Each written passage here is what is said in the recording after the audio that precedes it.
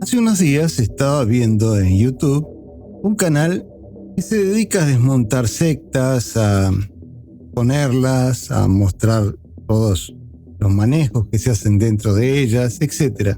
Y al mismo tiempo recordé, de hace muchos años ya, en el año 93, aquella tragedia que se dio en Waco, Texas, con los davidianos. Tenían ese templo que le llamaban del Monte Carmelo, y que era una secta muy rara, que vivían con sus familias allá adentro, y que bueno, hubo una tragedia porque no se sabe bien si el FBI o ellos mismos, a modo de suicidio, prendieron fuego al lugar y se murieron 83 personas quemadas. Incluso dentro de ese grupo había como 18 niños o algo por el estilo. Bueno, recordando todo eso, me puse a pensar, según las definiciones que tenemos hoy día de lo que es una secta, etcétera, etcétera, ¿cuántas religiones antiguas, y no me refiero a las religiones naturales, las que pertenecen a una cultura dada y que se generan de manera folclórica, digamos, de manera indirecta, que son formadas a través de mucho tiempo, de siglos, por la misma gente, por toda la población, no por un personaje en particular, sino las religiones fundadas, algunos las llaman reveladas, que tienden a estar originadas en un profeta, gurú, líder, salvador, mesías o lo que fuere. Ese tipo de religiones, ¿cuántas de ellas serían consideradas sectas hoy en día si, en vez de haber sido fundadas hace 1500, 2000 o 2500 años, lo fueran hoy?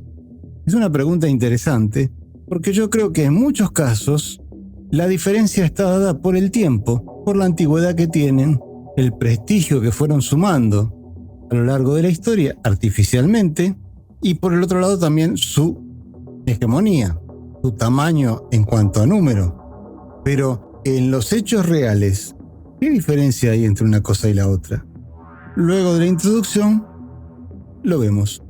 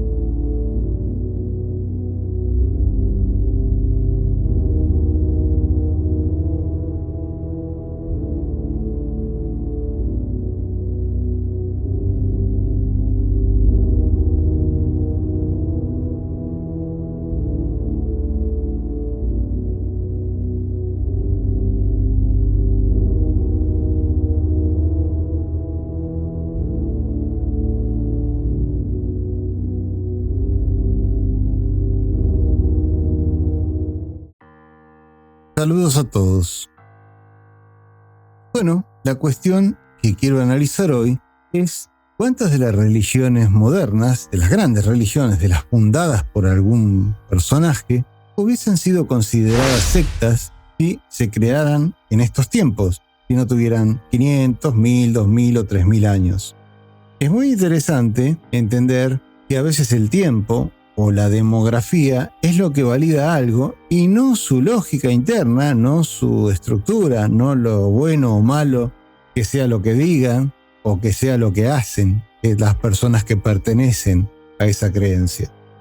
Una de las primeras cuestiones que caracteriza, que tipifica una secta, es la manipulación. Te contactan, te hacen todo un trabajo psicológico para que vayas y termines perteneciendo a la misma. ¿Eso no les suena? ¿Cómo eran las conversiones en los primeros tiempos del cristianismo, por ejemplo? No eran como hoy día. No era que uno por una cuestión familiar recibe una religión de crianza y ya se considera lo establecido y lo normal. Eso pasaba, por ejemplo, hace 2000 años con el judaísmo en Palestina. Era una religión que se adquiría de manera familiar. es decir, de crianza. Pero cuando uno va y se hace miembro de una religión porque alguien nos convence de que esa creencia tiene algo particular, algo importante, algo significativo, hay que prestar atención si eso no es manipulación. A veces no. Hay formas de vida, filosofías, esquemas filosóficos que promueven el pertenecer a eso por una cuestión de análisis, de razonamiento. Entonces uno dice, qué bueno está esto, yo quiero formar parte porque, no sé, por ejemplo, promueven los derechos humanos, la libertad, el conocimiento científico, alguna cosa que es interesante, es positiva, es buena. Pero otras veces no queda muy en claro qué es lo que se promueve. Son cosas así medio dogmáticas, misteriosas. A veces te dicen, bueno, esto es un misterio, esto no se sabe o similar. Y sin embargo la gente sigue adhiriendo y sigue sumándose a esto. Otra de las características que se supone, porque aquí, como dije, no vamos a analizar qué son las sectas, ni si son buenas ni si son malas. Hay sectas que son terribles, otras que no tanto, otras que son cosas excéntricas y nada más. Eso se lo dejo a otra gente. Yo lo que quiero saber es cuál es la diferencia entre una secta y una religión. Bueno, otra cosa que se le atribuye a las sectas es la alienación de la persona. La persona se aleja de su familia, se aleja de su entorno de estudios, de trabajo, barrial, del ambiente normal en donde se crió, donde fue creciendo, se aleja de sus amigos, pasa a formar parte de un grupo cerrado, no tiene contacto incluso ni mediático. Hoy día que las redes sociales están presentes todos los días en la vida de casi todas las personas, a veces ni redes sociales tienen estas personas, si no es para promover a su culto, a esa secta o ese grupo, etcétera, etcétera. Eso queda bastante claro. ¿Y esto no ocurría antes? ¿No hubo otra época en donde sin redes sociales y sin medios de comunicación electrónicos no ocurría también? Habría que verlo. Si bien es común que yo diga que las religiones abrámicas tienen muchos elementos que son similares entre todas, hay una cosa que caracteriza al judaísmo que no tiene nada que ver con el cristianismo y con el islam, que es el hecho de que nunca fueron proselitistas. El judaísmo es una fe inherente al pueblo judío. No es que uno no pueda llegar a convertirse al judaísmo, pero es muy difícil y no es una cosa buscada por los propios judíos. Es decir, si uno se pone a conversar con una persona que profesa el judaísmo, que tiene fe en el judaísmo, no nos va a querer convencer de nada. Probablemente uno tenga conversaciones interesantes y profundas porque ellos son dados a abordar temas espirituales, pero no nos van a querer convencer de meternos a esa religión. Las otras dos religiones abrámicas, sí, tanto cristianos como musulmanes, son no solo proselitistas, sino que llevan adelante el proselitismo casi de una manera amenazante. Siempre hay de por medio alguna frase que nos dice, bueno, si tú no lo haces, te morirás en pecado, te irás al infierno y Dios, Alá o quien sea, te va a castigar, etcétera, etcétera. No es una opción de esas que uno tiene en la vida como si se toma un helado de limón o de vainilla. Aquí está el alma de por medio. Entonces hay una coerción, que es otra de las características que se toma en cuenta en las sectas. Toda esa psicología coercitiva que nos lleva o nos obliga a hacer algo que en realidad no queremos o que no estamos seguros que queremos hacer. En el Evangelio de Marcos, como ya les dije en otros videos, fue el primero que se redactó, en el capítulo 3, 31-35, se dice algo así. Entonces fueron su madre y sus hermanos, y quedándose fuera enviaron a llamarle. Mucha gente estaba sentada alrededor de él, o sea de Jesús, y le dijeron, mira, tu madre, tus hermanos y tus hermanas, curioso, ¿no?, que tenga hermanos y hermanas Jesús, esto está en el Evangelio, te buscan afuera. Él respondió y les dijo, ¿quiénes son mi madre y mis hermanos? Y mirando a los que estaban sentados alrededor de él, dijo, he aquí mi madre y mis hermanos, porque cualquiera que hace la voluntad de Dios, este es mi hermano, mi hermana y mi madre. Cuando hablamos que las sectas alienan a la persona de su familia, ¿no suena parecido a esto? Y esto no lo dijo Pablo de Tarso, no lo dijo el Papa no sé cuánto, o algún padre de la iglesia, ni San Agustín, ni Tomás de Aquino, ni algún personaje de la Reforma Protestante. Lo dijo, supuestamente, Jesús. Y no está en cualquier evangelio, está en el primero, y en el que todo el mundo que está especializado en el origen del cristianismo considera el más auténtico. Cabe aclarar que en el judaísmo esto era algo totalmente anómalo. Parte de la tradición judía es respetar a los ancestros, seguir viviendo dentro de la línea conductual de la familia a que se pertenece, etcétera, etcétera. No en vano, los nombres tribales, los nombres de aquel tiempo de los judíos era, por ejemplo, Yahshua bar Yosef, o sea, Jesús hijo de José, que seguía la tradición patriarcal, digamos así, y no se rechazaba a la familia, y no se iba uno a otra parte. Esté bien o esté mal, porque ustedes saben que a mí eso mucho tampoco no me identifico con ese tipo de tradiciones, pero el hecho es que el judaísmo no predicaba eso. Esta es una de las tantas razones por las cuales Jesús no era bien visto por fariseos, saduceos y otras sectas del judaísmo de aquel tiempo, porque simplemente no se condecía, no funcionaba bien con la ley de Moisés. Pero esto no es lo único que hay que tomar en cuenta. Otra cosa que ocurre en las sectas modernas es que por lo general nos hacen abandonar todas las posesiones, cuando no es que las posesiones hay que dárselas al gurú o al jefe de la secta, al líder. ¿Y cómo era en tiempos de Jesús? ¿Y cómo hizo el grupo de Jesús? ¿Alguna vez se preguntaron cómo vivía Jesús y sus discípulos? Andaban predicando por ahí, de aquí para allá, pero aparentemente no producían nada. Bueno, fíjense. En el Evangelio de Lucas, capítulo 8, de 1 a 3, se dice: Aconteció después que Jesús iba por todas las ciudades y aldeas, predicando y anunciando el Evangelio del reino de Dios, y los 12 con él, y algunas mujeres que habían sido sanadas de espíritus malos y de enfermedades. María, que se llamaba Magdalena, de la que habían salido 7 demonios, Juana, mujer de Chuza, intendente de Herodes, y Susana, y otras muchas que le servían de sus bienes.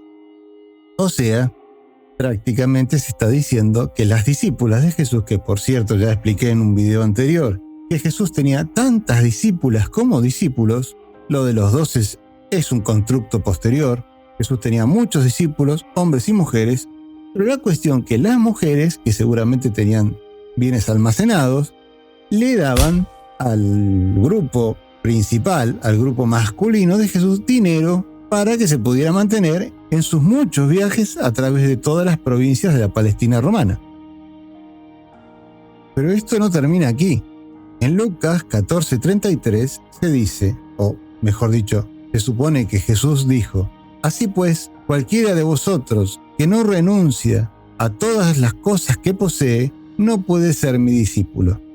No se parece mucho a lo que hacen algunos gurúes. Fíjense la alienación de la que hablábamos.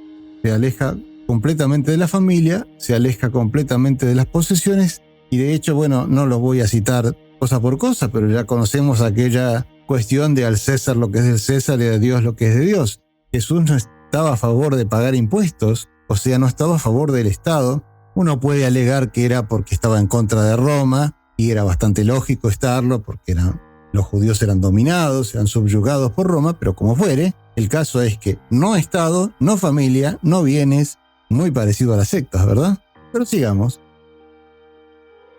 Como dije, otro elemento muy importante de toda secta, de todo grupo sectario, es el proselitismo muy activo, muy enérgico, por no decir a veces hasta rabioso, hasta violento en ciertas ocasiones.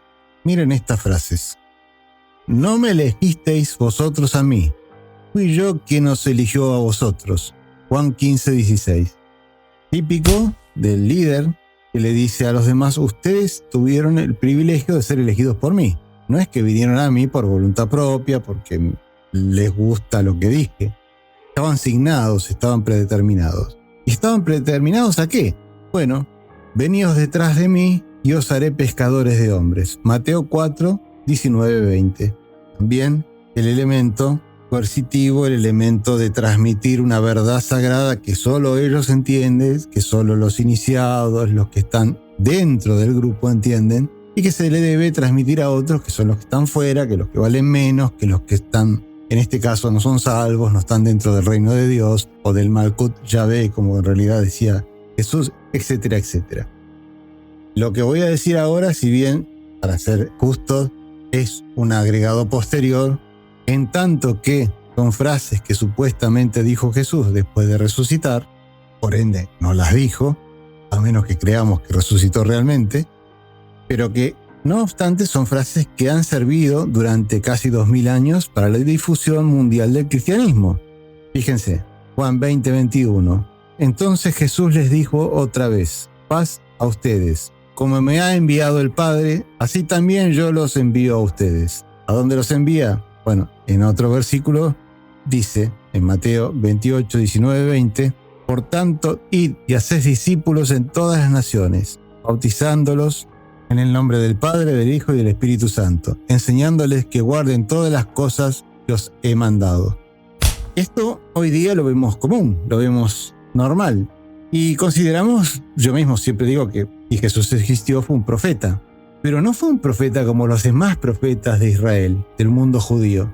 Los profetas del Antiguo Testamento, como decimos hoy día, o los profetas históricos de Israel, algunos existieron y otros no, pero bueno, incluso los que eran míticos tenían siempre la misma plantilla, el mismo formato biográfico, eran sujetos que vivían medio apartados de la sociedad de ese entonces y se acercaban a los centros urbanos, se acercaban con cierta frecuencia para transmitir la voluntad de Dios, la voluntad del Dios de Israel cuando hacía falta.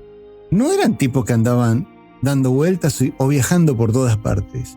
Jesús de Nazaret y sus discípulos recorrieron prácticamente toda Palestina, todos los pequeños estados que conformaban la provincia romana de Palestina: Galilea, Perea, Decápolis, Samaria y finalmente Judea. Por lo menos esas son las partes en donde se sabe que estuvo viajando. Seguramente si vivió casi 40 años, pues se calcula que debió, si es que existió, vivió 36, 37 años.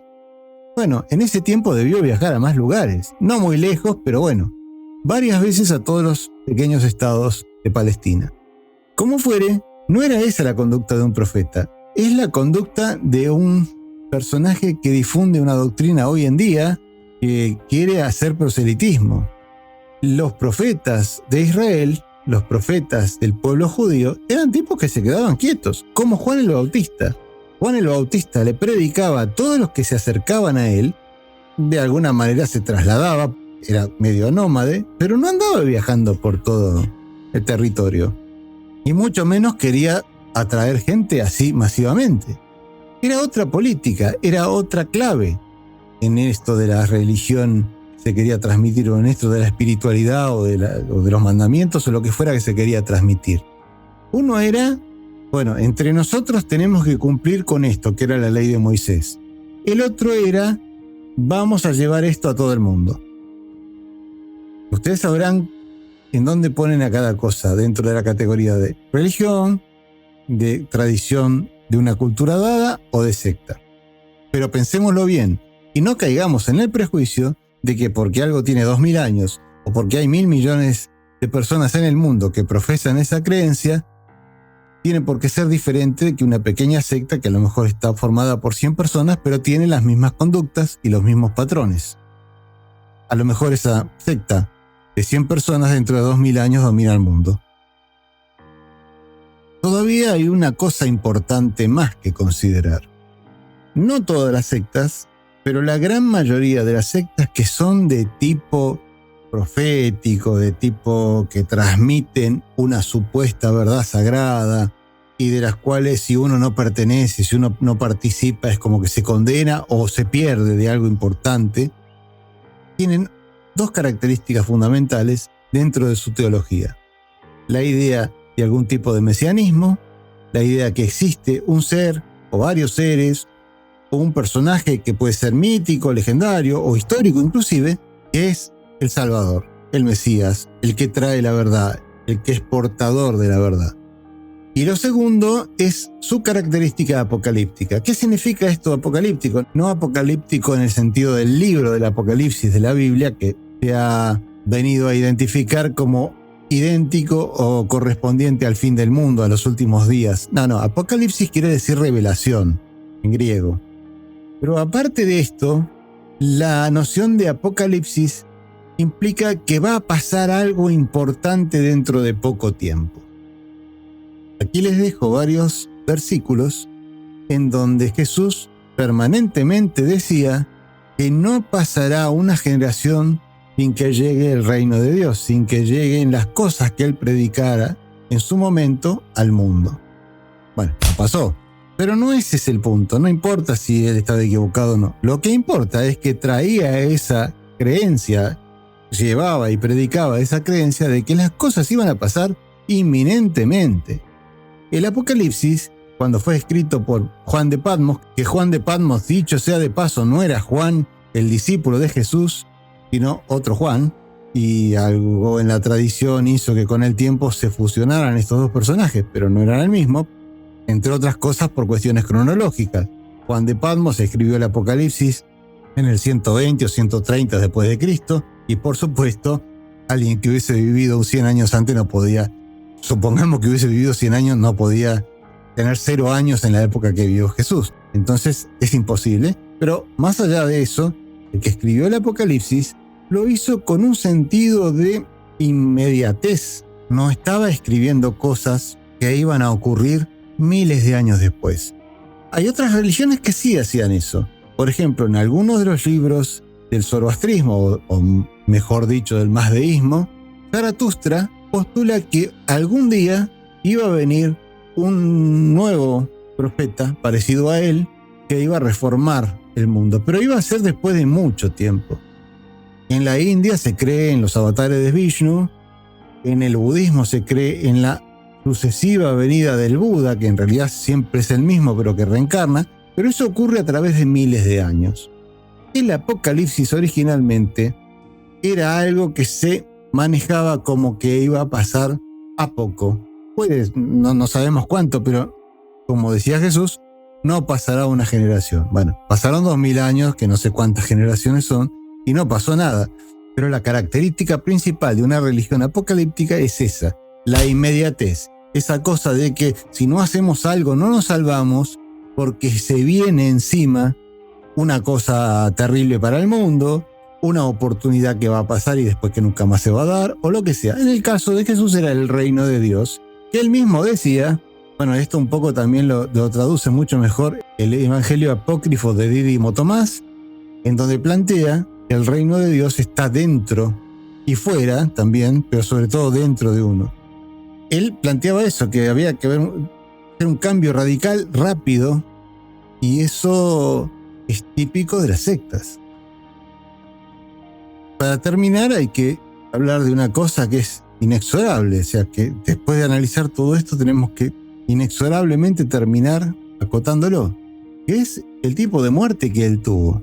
Como hablamos en un video que en este momento todavía no sé si ya va a estar publicado antes o después de este, pero bueno, en la quinta parte sobre la historicidad o no de Jesús de Nazaret, en todo caso el video va a quedar en el canal, antes o después de este, allí planteo que probablemente su muerte, si bien fue, obviamente esto no hay que negarlo, culpa de los romanos y del clero judío, sobre todo de los romanos que eran los que tenían el poder de justiciar a las personas en ese momento, pero también es cierto que él promovió su propia muerte, probablemente por la idea de creerse el Mesías. El Mesías o tenía que ser rey y triunfar frente a todos sus enemigos, o tendría que hacer una movida súper milagrosa y resucitar de entre los muertos, entonces demostrar que era divino y que no había nadie superior a él. Esa era un poco la idea que estaba detrás de la crucifixión. Y toda la cuestión de Judas y de su supuesta traición, que suena más a un plan que tenían entre Jesús y él, ¿no? Para lograr ese objetivo, etc. Pero como fuera, cuando él murió, decía que eso estaba predestinado, que su sacrificio, entre comillas, era algo predestinado, que él había venido al mundo a hacer eso. Bueno, ¿cuántas sectas hay que plantean que inexorablemente tienen que terminar muriendo para lograr pasar a otro nivel, para trascender, para convertirse en algo superior o lo que fuere? También eso está presente en el cristianismo original. Y todo este conjunto de elementos lo toma muy bien Pablo de Tarso y lo convierte en un sistema totalmente eficiente y totalmente funcional para predicarlo y para extenderlo por el mundo antiguo. Por eso el cristianismo se extendió tanto. Pero yo les hago la pregunta del principio del video. ¿Por qué? Y vuelvo a decir que no defiendo a ninguna de las sectas modernas. La mayoría son un asco, la mayoría son cosas que hacen mal a la gente. Otras no tanto, como dije también, otras son más folclóricas y más exóticas o curiosas que maléficas o destructivas. Pero la gran mayoría son peligrosas. Si bien es cierto, y sigo sosteniendo lo que la mayoría de las personas sensatas dicen sobre las sectas modernas, ¿por qué pensamos que esta otra cosa, que no es la única religión que fue así, ojo, otro día abordaremos otra, por ejemplo el Islam, pero por qué pensamos que ese tipo de creencias está bien? No es una secta, era un movimiento de liberación espiritual, un mensaje que fue traído al mundo, sencillamente porque la mayoría cree eso. Eso es una cuestión de porcentajes, nada más. Si el cristianismo fuera una religión minoritaria, yo pensaría que es una secta rara. Se seguiría pensando lo que pensaban los judíos del siglo I y hasta el segundo, que era una secta no muy feliz dentro del judaísmo, no muy bien vista y que hubiese sido mejor que nunca existiese. Eso dejó de ser así cuando, de pasar de ser una minoría del judaísmo, pasó de ser mayoría y luego ya directamente a ocupar gran parte de Europa. Y por supuesto quedándose con el poder del Imperio Romano y convirtiéndose en religión oficial. Obviamente a partir de Constantino, cuando él se convirtió en el 312-313 después de Cristo y finalmente cuando hizo el Concilio I de Nicea, en donde se establecieron todas las bases de lo que es el credo, bueno, por algo se llama el credo niceno, ¿no? Ahí se hizo una religión formal y completa. Eso estamos hablando de 300 años después, o 250 años después. Pero al principio tenía todos los matices, todos los parámetros y todas las características de una secta. Concluyendo, captación, manipulación, sectarismo, cosa cerrada que solo adentro se tiene la verdad, afuera no. Los que están afuera se pierden de algo, o van a ser condenados, o van a ser vituperados, o van a ser rechazados. Inmediatez de algo que va a pasar, algo terrible que va a pasar y por eso hay que hacer antes las cosas que el grupo dice que hay que hacer. La idea de que el que manda, que el líder es un ser superior, que vino al mundo para traer una verdad absoluta, que va a terminar mal justamente porque tiene que cumplir esa misión. La idea de predicar agresivamente, por usar un eufemismo, la supuesta verdad y difundirla por todo el mundo. La idea de que si tú te metes allí, los bienes pasan a ser del grupo, o pasan a ser del líder, o pasan a ser de la iglesia, de la comunidad, y ya no son más tuyos. La idea de que uno tiene que abandonar todo lo que uno es, familia, Estado, leyes, puesto, porque también esto implica todos los roles que uno cumplía en la sociedad. No nos olvidemos, Mateo, uno de los 12, era recaudador de impuestos, dejó todo para seguir a Jesús. Pedro era pescador, dejó todo, tenía esposa e hijos. Pedro no era soltero, como algunos piensan. Por eso es bastante ridículo que los sacerdotes no se puedan casar, porque Pedro tenía familia. Bueno, Pedro abandonó su familia y siguió a Jesús. Y él mismo dice que su familia no tenía nada que ver con él. Es abandonarlo todo para seguir al líder, para seguir al grupo. Todas estas características en un culto moderno implican que sea caraturado de sectas y muchas veces que sea penalizado por las leyes vigentes en casi todos los países civilizados. Da que pensar, ¿no? Yo lo voy a dejar aquí para que cada uno saque sus propias conclusiones. Vuelvo a repetir, no me parece justo que se califique a todo grupo minúsculo, religioso o parecido, filosófico o afines de secta dañina. No todas las religiones pequeñas, o incluso si son muy exóticas y muy raras, son dañinas. Pero muchas sí. Y en general, cuando se dice secta, bueno, tiene como dos acepciones, ¿no? Una es, y esto lo tendría que haber explicado al principio y me olvidé, una es simplemente un pequeño conjunto de personas o una tendencia dentro de una religión escindida de la principal. Una secta sería un grupo que practica algo un poquito diferente de una religión más grande, como por ejemplo ocurrió muchas veces en el cristianismo ya histórico, cuando pequeñas vertientes se fueron separando de la Iglesia Católica. Entonces se las empezó a llamar sectas. Pero una acepción más moderna es simplemente aludir a que una secta es un grupo religioso o de otras características, pero tendiendo a ser semi-religioso o religioso del todo, en donde se practican todas estas cosas que enumeré. Sea una cosa o la otra, fíjense que corresponde al cristianismo en sus orígenes. Por un lado se separó del judaísmo, de su religión nativa, de su religión de origen. Al principio no nos olvidemos que era una secta más del judaísmo, no era una religión separada. De hecho, al morir Jesús, todos los cristianos se consideraban también judíos. Eran seguidores de Jesús, pero eran judíos. Y de hecho también los paganos, el Imperio Romano consideraba a los cristianos como judíos. Cuando Claudio, por lo menos según lo que nos cuenta Suetonio en Historias de los 12 Césares, cuando Claudio expulsó a los judíos de Roma, porque estaban causando molestias, de pequeña guerra civil querían hacer, en los años 50 del siglo I, también expulsó a los cristianos que estaban metidos ahí en la misma bolsa. Al principio se los consideraba lo mismo, que ellos se salieron de la religión de origen que era el judaísmo. Y por el otro lado tenía todas estas características que no las voy a volver a repetir.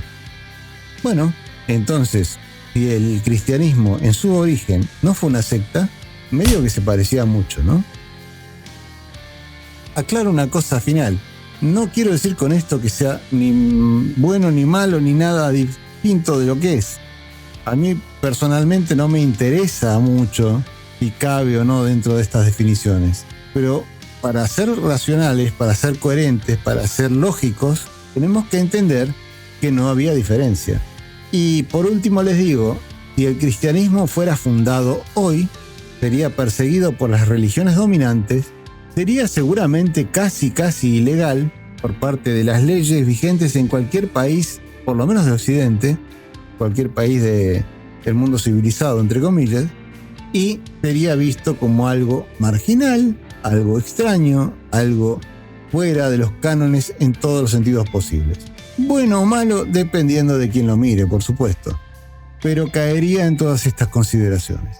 Así que bueno, piénsenlo y saquen sus propias conclusiones. Esto es todo por hoy. Espero que les haya interesado el video. Espero que los deje pensando. Denle me gusta si les gustó. Compartan en las redes sociales.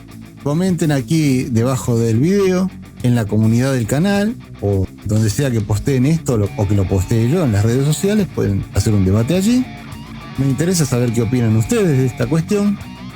Suscríbanse si no lo han hecho, porque somos poquitos todavía, tenemos que crecer. Y bueno, será hasta la próxima. Veremos qué otro tipo de video podemos hacer. Por ahora vamos a dejar un poco el tema del cristianismo porque hemos agotado el asunto, pero ya vamos a volver, ya no con la historia de Jesús, que ya la hemos contado de principio a fin, sino con pequeños detalles y matices y cosas interesantes. Por ahora vamos a dedicarnos a otra cosa y bueno, entonces será hasta la próxima. Saludos y bendiciones a todos. Nos vemos.